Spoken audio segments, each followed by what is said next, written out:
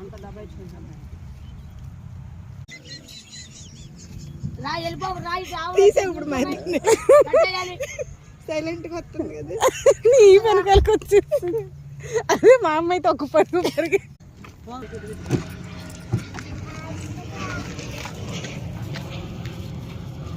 భయపడుతున్నది మనకి